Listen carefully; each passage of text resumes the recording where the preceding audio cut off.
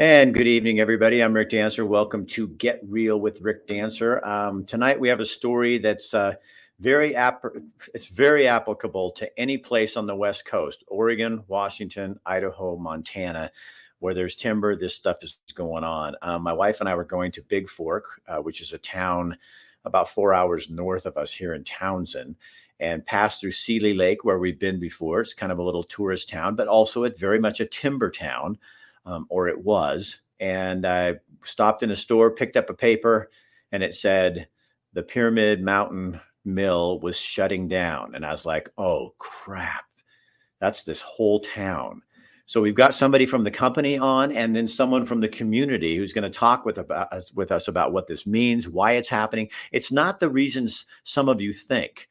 So I think you're going to be really interested. Let me get my sponsors in here for us. So we couldn't do this without people like Albert Taylor, Endless Possibilities, working with people in the community with different abilities. I'm always looking for staff and help to do their job. So if you're looking for work, also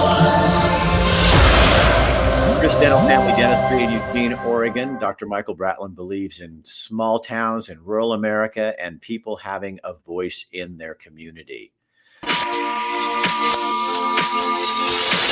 And right here in Helena, Fairway Independent Mortgage Company, Greg Hinkle, one of the lenders there. He's our sponsor, working to get people in houses, in loans, get their mortgages in. And he has programs that for first-time buyers that you will just not believe. Good stuff to go on. And Montana Oral Surgeons and Dental Implant Center. They have a center in Butte, Montana. They have one in Billings, one in Helena, and one in Great Falls. Takes me a while. We got so many facilities, I can't keep track of all of them. Also, New Leaf Hyperbarics and Wellness Center, Matt McCarl. They just expanded their facility, so they're going to have massage and light therapy and hyperbarics. You name it, they've got it. And our last sponsor, Rain Heating and Air Conditioning out of Crestwell. They love what we do because we talk about things other people don't want to talk about, and we are not afraid. So let's talk about our topic for the night. I'm going to bring on Wendy, who's with Pyramid Mountain Lumber Company. Wendy, thanks for being here. Oh. And first of all, start with, I'll bring Tom on in a minute, but start with what the announcement is. You guys, this has happened before in the past, but this time it's for real. Explain that to people. Yeah, so on March 14th, we announced that the mill would wind down our production and shut down permanently. This announcement was actually made in November of 2000, so 24 years ago. And at that time, the company was in debt, unable to, cover costs and essentially costs to operate. And today, the primary issue for us is our labor force. We just don't have enough people to staff extra shifts to cover rising overhead costs.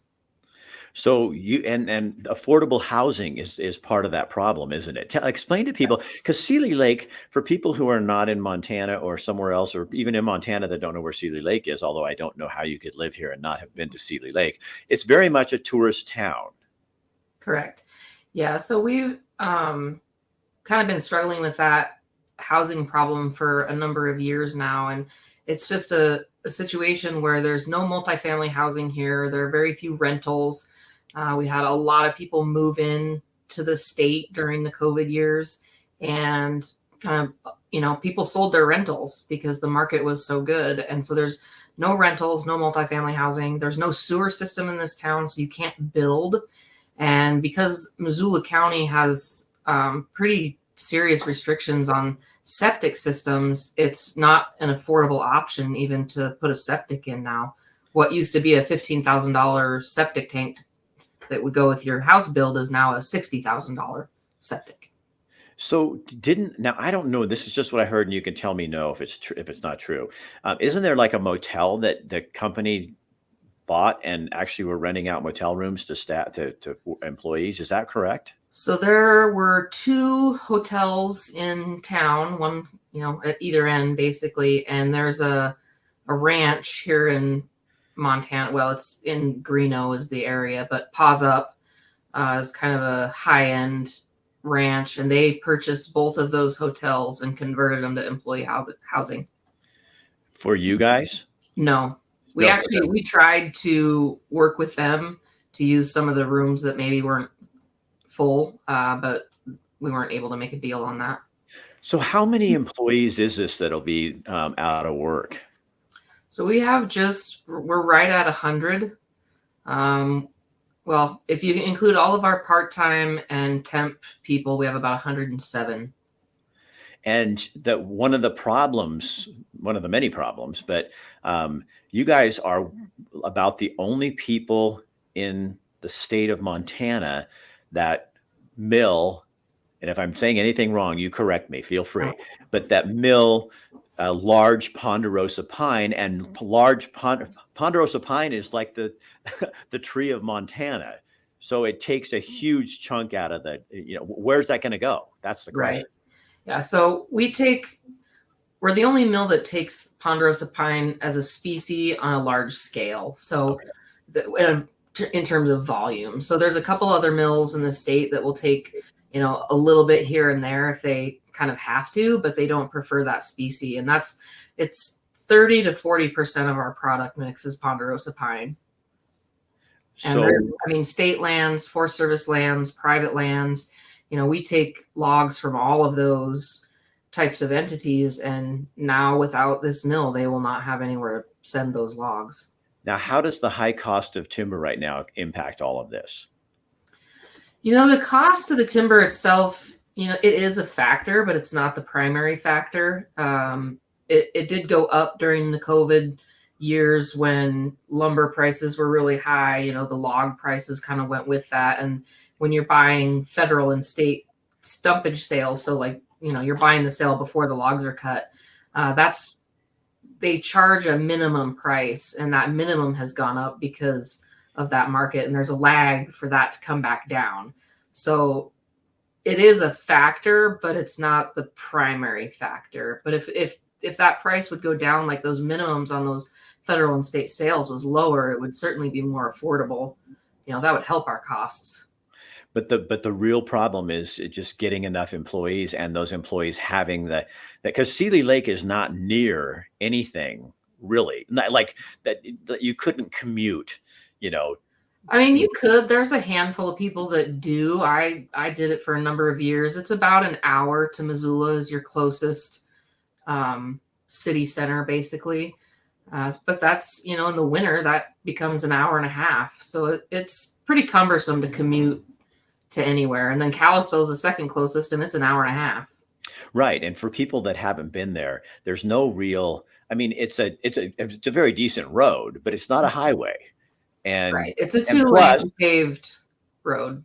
Right. But they're also doing a lot of work around that lake right near you. So that adds on, there's, every time we come up there, that adds on time. So and that's not an affordable option for somebody working in a mill to be able to pay, the gas and all that stuff. You're still talking a lot of money. Yeah. And gas prices, $3.60 up here.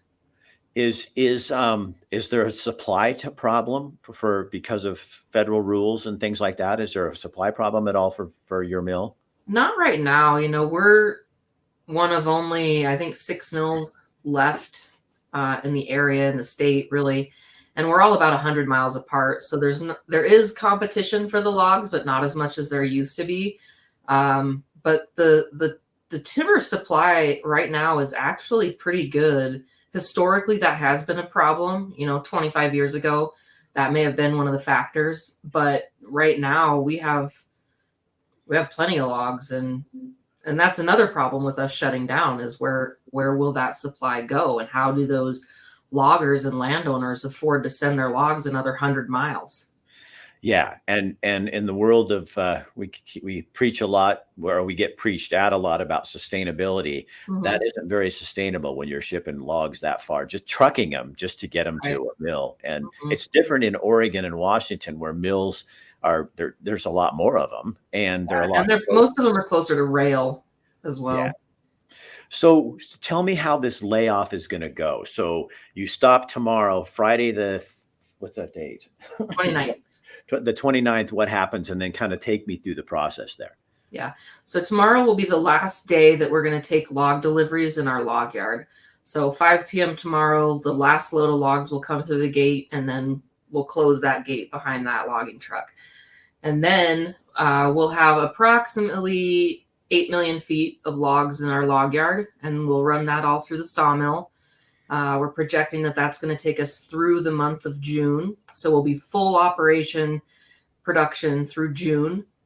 And then we will take our sawmill staff and move most of them over to the planer, which is where we surface the lumber, and run 2 shifts at the planer to get all of the lumber surfaced. And that should take us through July into the middle of August, probably. And then there will be a fairly substantial layoff at that time. And then it'll be mill cleanup, prep for auction, land reclamation, and then shipping all of the lumber that we surfaced. So the hope is that somebody will come in and buy that. That is the hope. The problem with our mill, we've been running the same way for, the last, seemingly since the beginning of time, really. The same process, the same machines. We've done a lot of updates, and so there is more automation. But 10 years ago we had 150 employees. 5 years ago we had 130 employees, and we're doing the exact same thing today with 100 employees. So in order for somebody to make this operation work, you essentially have to build a new sawmill so that you can mass produce more volume with fewer people, and then you would double shift your planer with the extra people that you don't need in your sawmill now, so that you can cover your costs and make more boards.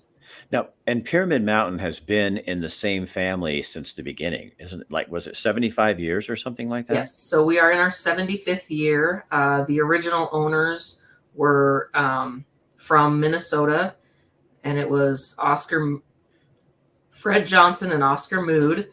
And Fred Johnson's grandson is our current general manager and plant manager. And Todd Johnson is his name. And then his brother, Steve, is our sales manager. Their dad, Roger, just recently retired at 85 years old. Still comes into the office at 87 when he's around in the summer. But yeah, it's been in the same family for 3 generations. So this is probably really tough on them. It was a very difficult decision for our ownership. They've been in this community their entire lives. They've been in this business their entire lives. And it was not easy for them to come to that decision and make that announcement.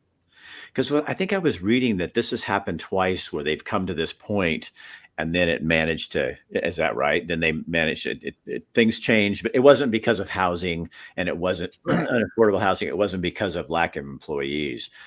It was, timber prices and that kind of thing. And we had the same thing happen in Oregon where mills went out because of that. But they always were the community. They knew how much this meant to the community and what it's going to do to not have it. That's right. Yeah. So they, like I said, they did make the actual announcement to shut down in 2000, and then 2007 and 2015 were also very difficult years where the ownership group had to get together and decide, do we stick it out and try to make this work, or do we shut it down? And those 2 times they decided they'd stick it out and, obtained additional financing and kept it running. But, now when the issue is people, it's money doesn't fix that. I guess it could, if it's tens of millions of dollars, but at this stage, the owners are in their late 50s, early 60s. Their other partner, Charlie Park, is in his 70s. They're not at a stage in their life to invest, get into millions of dollars of debt again. Right. And has it been difficult before COVID to find employees, or is that? Yeah, it's been an issue like I said, 10 years ago, we had 50 more employees than we have right now. And we've been able to hire a little bit to cover people leaving, but it's just been a steady decline. Like, we just can't find people, and people can't live in Seeley. Like, if we have somebody that calls and we're willing to hire them, they say, well, as soon as I find somewhere to live up there, I can start. But they never do, because there's nowhere to live. So let's bring Tom on. Tom, thank you for joining us. I want to make sure I can hear you. Tom, can you hear me? Uh-oh. Tom, can you hear me? I don't think he can. Tom, can you sign out and come back in? Huh. We'll text him. So do you live there, Wendy, in Seeley Lake? I do. I grew up here. My parents grew up here. And I've lived here. I actually lived in Seattle for 7 years and came back to Seeley and I did commute to Missoula for 4.5 years and worked in town before I got this position 5 years ago. So, yeah, let Tom know, just sign out and then come back in and we'll get him back up and talking. So how difficult is this going to be for the community to handle?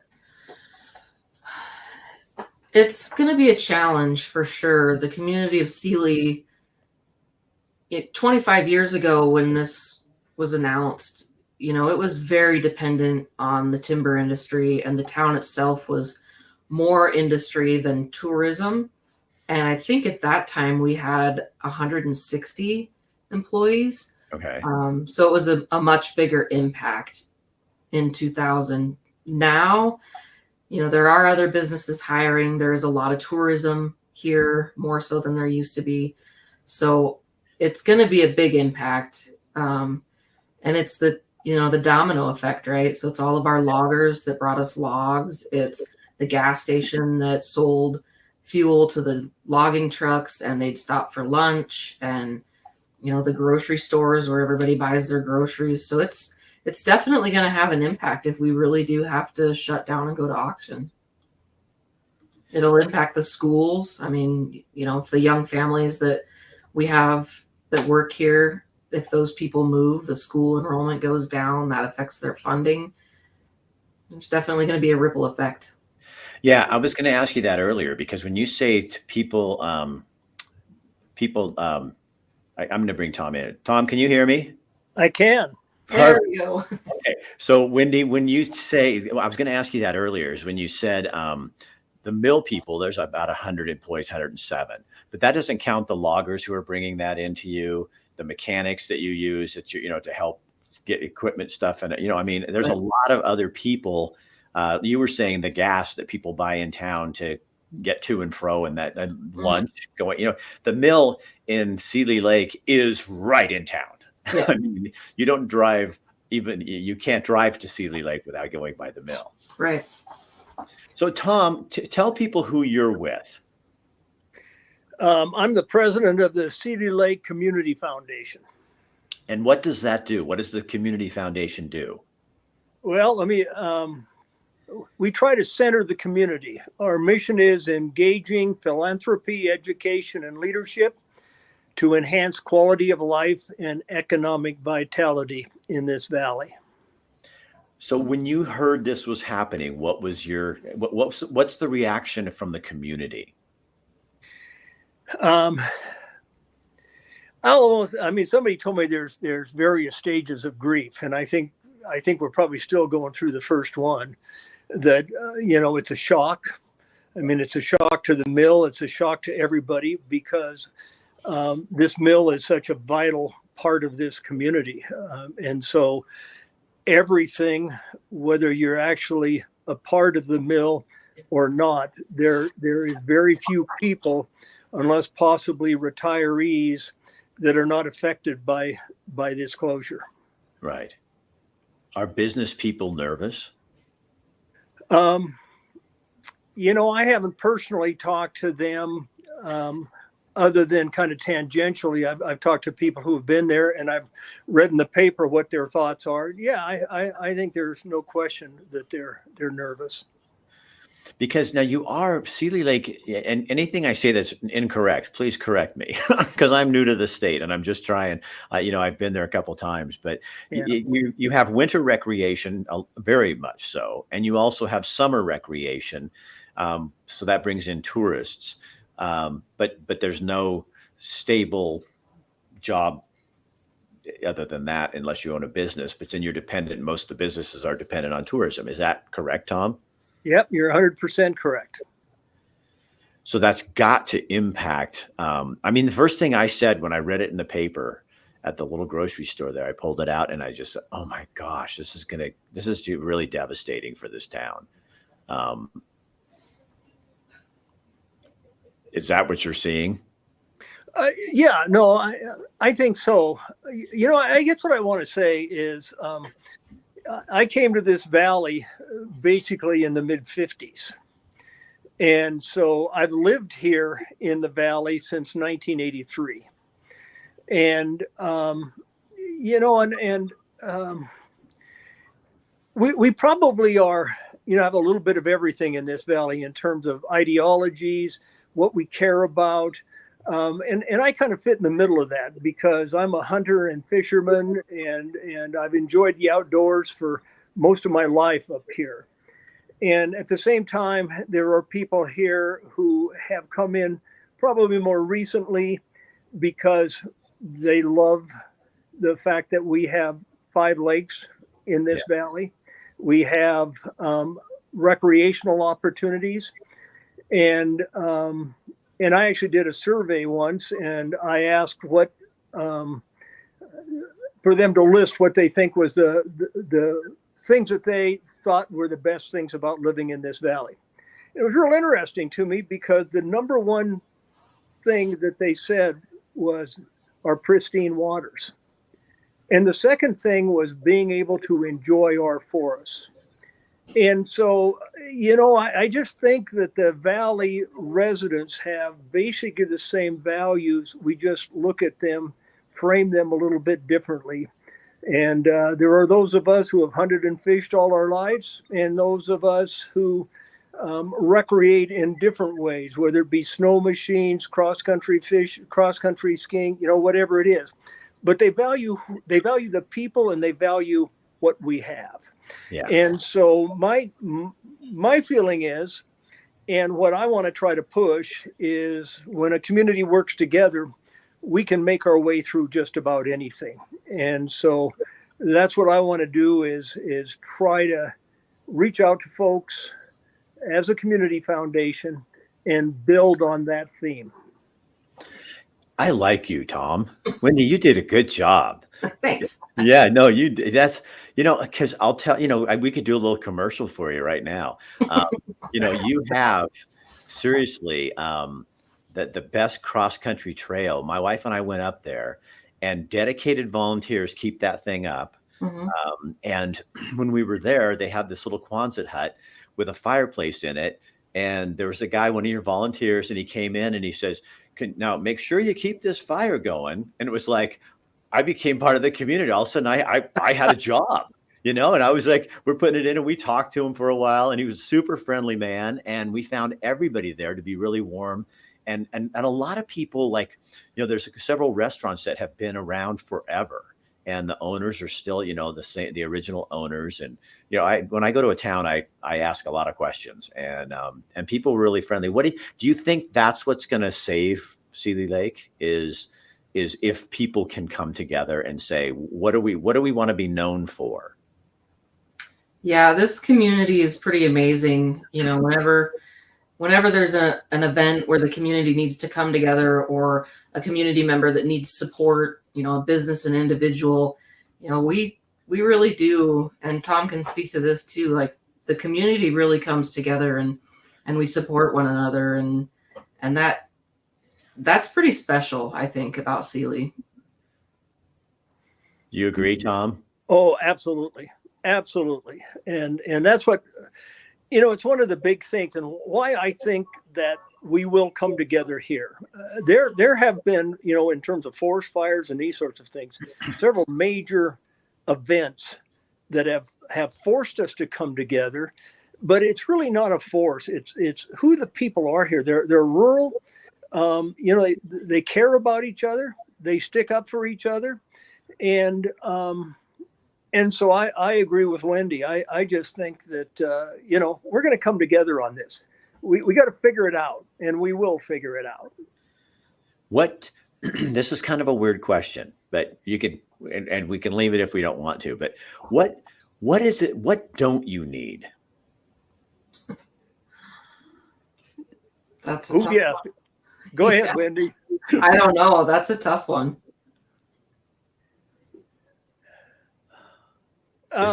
Isn't that a good question though? Yeah. I mean, I'm not sitting there patting myself on the back, but I'm going, when you're a small town, sometimes I think sometimes too much outside interference could, not that you don't want help, but too much maybe the lesson here or something, I don't know, is you guys figure it out and show us how to do it. You know what I mean? And how small rural Montana can still do the same thing it's been. I mean, I bet Seeley Lake's gone through really hard times over many, last couple 150 years or so. Yeah. So what is there is there a DNA thing in there that you think that brings, that comes up and maybe we all learn from that you don't need as much help from outside because not that, if there's grant dollars and things available, but I bet you guys can do this on your own. I think we can at the same time. So I live on one of the lakes up here. And when I actually started living up here in 1983, there were 35 cabins on the lake. There's now 140. Wow. And so, what that's saying to me is the outside's going to come in whether we like it or not. Right. And so to a certain extent, I think we as folks who have been here for a while, you got to recognize that. And we locals can set the agenda. But if it's just a situation of we don't want them, we're not going to stop them. This place is too grand of a place. And so we have to figure out how we deal with the fact that they're going to be here and how we try to preserve our community as a laid back small town, but at least have the amenities that we need for this community to survive. And so that's kind of those are personal thoughts on my mind, but I think I talked to enough people that if we can figure out a way to do that, then Seeley Lake is going to be here for a long time and it's going to retain what it means to so many people. Don't you think, Tom and Wendy, that's a message to all of Montana, really? I mean, you guys are a huge state, bigger than the one I came from, Oregon. And we had, you guys have 1 million and some change people in the whole entire state. And all of a sudden, all of us come flooding in here because we love what you have. But because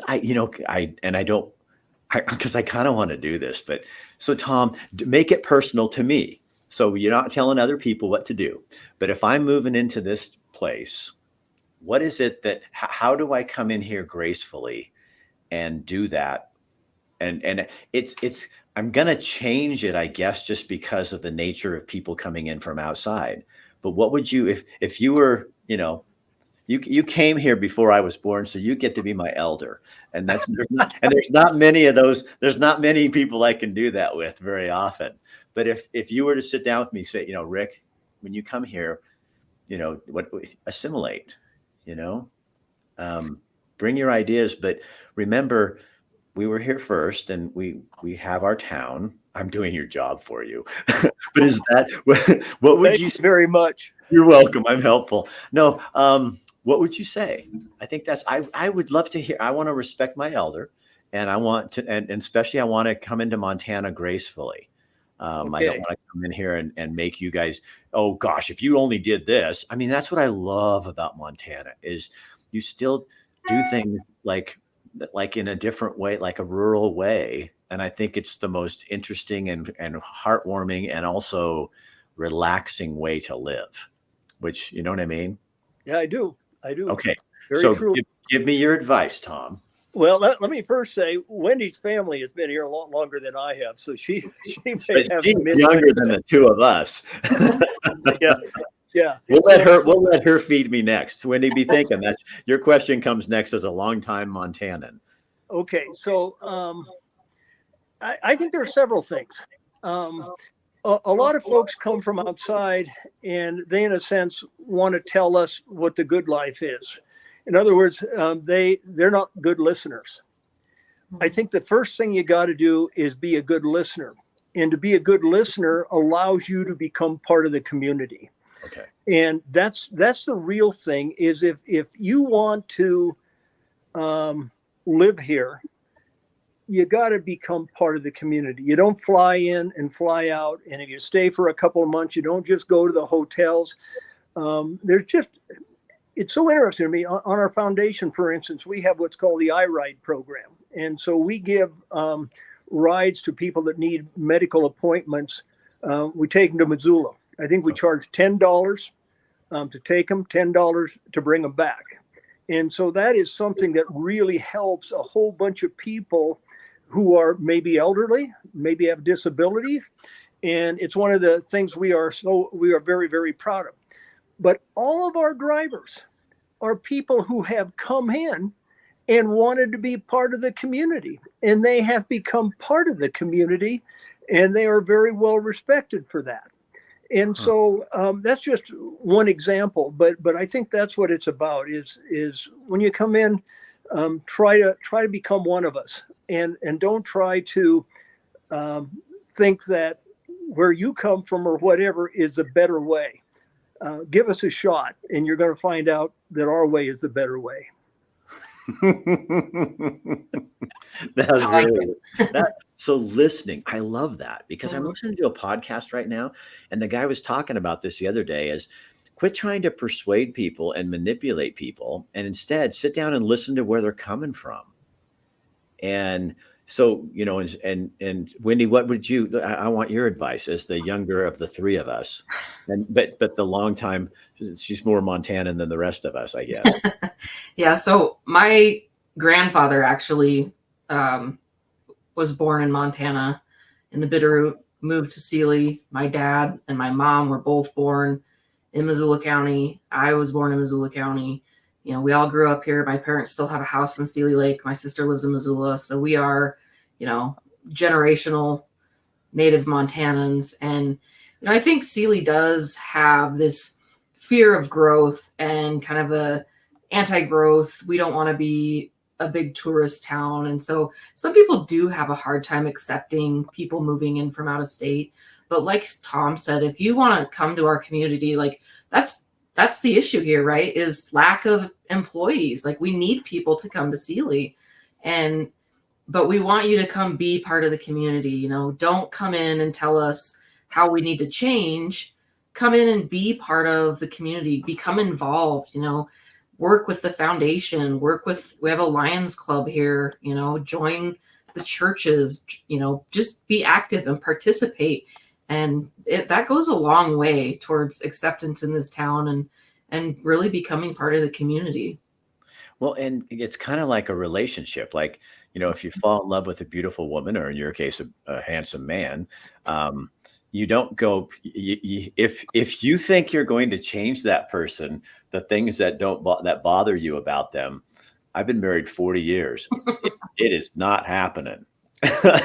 So you go in and say, okay, there's some things about this that I liked Oregon better, but I came here, I chose to be here. So what am I going to do with that? And I think that's pretty powerful. And I think, I think people do have reason to fear a little bit, because you see, that's what happened in Oregon, is a whole bunch of folks from that big giant state south of us came up, and then all of a sudden it didn't look like Oregon anymore. And I think when my wife and I, when we came here, we just said, we really have to assimilate, because I don't want to be, and it's hard. I mean, it is hard because we haven't been in the place where we live. It hasn't felt overly, accepted, but I do a lot of podcasting and I have lots of opinions. So, but it's never, I don't want one thing to change about Montana, except I don't want it to get too big. And right. And I think that's the fear that locals have, is we don't want it to get overpopulated, but, and people that move here, you're leaving where you lived before for a reason, and you're coming here for a reason. So, accept it and participate in it. Yeah. Wow, this was like way different conversation than I was planning on. Is no, because this is Tom. Well, it's because Tom, I feel like Tom is like our poobah, he's our, he's our guru or something, And but those, I think the way you put that, Tom, was really, really good for a lot of people to hear. Just on both kind of sides of this whole thing is the people coming and the people that have already been here and stuff, But I will say, I think one thing that's really charming about people in Montana, and and it's really rural America, because if you go to Eastern Oregon, you find the same thing. It's like, even if they don't like you, if you needed coffee or you needed water or you needed your car jumped on the side of the road, they'd help you. Yep. And that's not how it is in the big city. And that says a lot about a town. Well, what we should do in after the mill closes, and hopefully it'll get purchased by someone, we can kind of see if that happens, we'll do this again. But if something, but maybe check back in 8 months or something. And I'd love to just kind of see how the process is going, Tom, and how that's work. Because maybe, if the reason we're here is to show people how to live, and if you guys have an idea and an answer that works for you, I think there's a lot of Montana cities that could probably use that kind of help or understanding as well. So we'll do it again if you're open. Oh, sounds great. All right, you guys, thank you so much. So I'm sorry this is happening in your community, but probably probably like each of our lives, when things get hard, that's when we really we're forced to figure things out and get us to the next level. And maybe that Seeley Lake is just ready to go to that next level of whatever it is. Yep. And there's been, since our announcement, which has only been 2 weeks now, today, there's been, an outpour of support. Obviously, the community has been amazing, but, government officials, county commissioners, the Missoula Economic Partnership, there's just been a lot of parties coming together to try to figure out a solution to this, to not only save the mill, but all the jobs and really the timber industry in Montana. Roseburg Forest Products announced their closure 5 days after we announced ours. And that speaks a lot to what's going on in the timber industry in Montana. And it's a big deal and it needs to be addressed. And I think it was a real wake up call for that political group that we have to do something about this. So here's the thing. See what happens. I totally agree with you. And I do a project here or over in Oregon called The Truth About Timber, where we're trying to explain what really goes on in the industry and stuff, because I think the days of the warehousers, tearing down all the timber and all that, that's not the way it is anymore. It's forest management. And what are you going to do if you don't have timber? How do we have a problem in this country with affordable housing. So how is less and less timber going to solve that problem? Because I got two problems with that. One is it's more expensive to ship logs from China and New Zealand, and we do it better. We grow them better here because we have better regulations than they do. They don't care. And so it's more environmentally safe to do it here. Plus, the farm to table movement is so big where, try to buy products within 100 miles of your house. How is shipping lumber from China sustainable? You know what I mean? Because you're using all that cargo and shipping and all that stuff. So that's putting more pollution in the air. And trees are solar powered. Well, and how do you manage your forests? Yeah. How do you manage for fires? Right. And wildfires are already a huge problem. And if you take the loggers out of the woods and leave the trees to stand and die and burn. Well, what's really sad is in Oregon, we had a fire on Labor Day a few years ago. And I was actually, my wife and I were evacuated from our home for a week because we lived up the McKinsey and we were kind of close to where this happened. But the whole plan, and I'm getting teeny weeny bit political here, but the whole reason that they weren't managing the forests or leaving them was to protect the spotted owl. And what ended up happening is those fires ended up destroying most of the spotted owl habitat that they were trying to protect. Right. So your very plan or lack thereof is just ended up destroying the very thing you were trying to protect. And it's like, ugh, I just Yep. we need to really do our homework a little more and understand. And what I love about the whole tree thing is that these are like they're carbon sequestering machines that Yep. do it naturally, and they're so and then they store it, which is pretty dang awesome. Right. We And can the figure ones out that how. do that the best are the young ones that are growing, Yeah, not the old ones, the old growth. Those aren't the ones that are creating most of the carbon. It's because they right. stop growing. It's the No, I young know. rejuvenation that keeps See, it. so what Wendy was just saying there in the human world is she has more value than you and I. We're on the way out. Did you hear that? That's what I heard. That's You right. and I we're like old growth, and we're less productive than the Wendy's of the world. No, So I don't know about that. I'm taking that personally, and I'm going to choose to be offended. No, but those are little facts that are really interesting. You guys, thank you so much for this conversation. This has been really super eye-opening, and as a new Montanan, I want to take your advice. I want to listen to what you're saying because you are the people I came to be with, and I want to find out what this is all about because you have got one hell of an amazing state. I mean, it really is a great. When I go back to Oregon, because we do have mountains there, but I mean, every time I tell my wife I see a new mountain range, I saw the Pioneers, and I went, "Oh, I think that's my new favorite mountain range." No, the crazies always will be close to my heart. No, and then I drove to Big Fork, and you've got the Swans on one side, and you've got the Missions on the other, and you're in your tiny little valley going through the two mountain range. You're going, okay, this is just overload. This is like, I don't know which one's prettier. They're both beautiful, and they're guiding you up the valley, and it's like, I mean, it is probably one of the most beautiful drives in Montana between Missoula and up to Big Fork. It's just absolutely stunning. And you gasp. I mean, you can't, I'm surprised there's not more accidents on that freeway, from stopping. We finally just stopped at the little store there. We looked up and we went, oh, God, what mountains are those? Yeah. It's a pretty beautiful place. It is. Yeah, we really don't want everybody to know that. Oh, it's awful. And just between us. And it's awful. It was just horrible place. And people are mean, and is that I know That's right.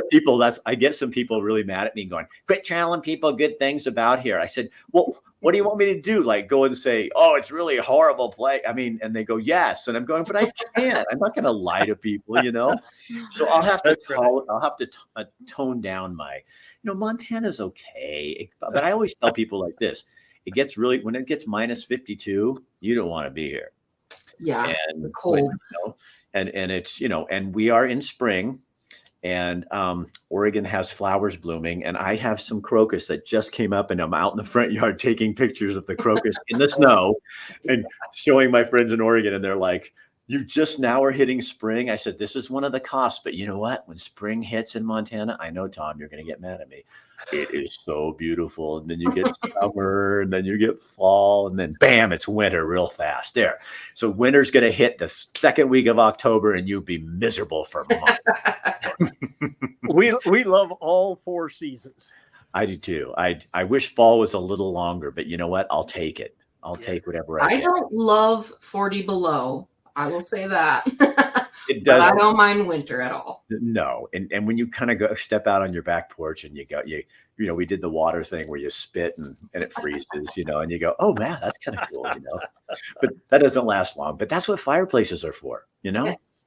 Hey, you two, thank you so much. I really do appreciate your time. And I'll talk to you soon. Okay. Sounds great. Rick. Thanks, Rick. All right. Thanks, you guys.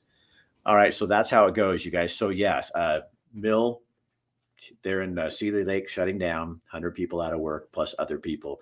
But as you just heard, in rural America, people got guts, I mean, that's what I heard out of that conversation. I was like, being a news guy, totally, here, what's this going to do? And look how it turned, because that's what rural people have been doing for a long time. Maybe more of us city slickers need to learn how to grow a pair, and you don't let everything get you down. Instead, you pick up your bootstraps. I know it's an old saying, and you figure out how you're going to make your town work, because your town, and this is something I think that we all culture needs to learn right now, is it's not about you. And I think there's so much mental health problems right now, so many mental issues because people are so damn focused on how this affects them. How does it affect your neighbor? You know, get out of your own head and go deal with those things and see what you can do for the people around you. And that's how Seeley Lake will survive. And the rest of us will have to learn from that. But you can do it in your own life every single day. It's not about you. It's about them. Good night.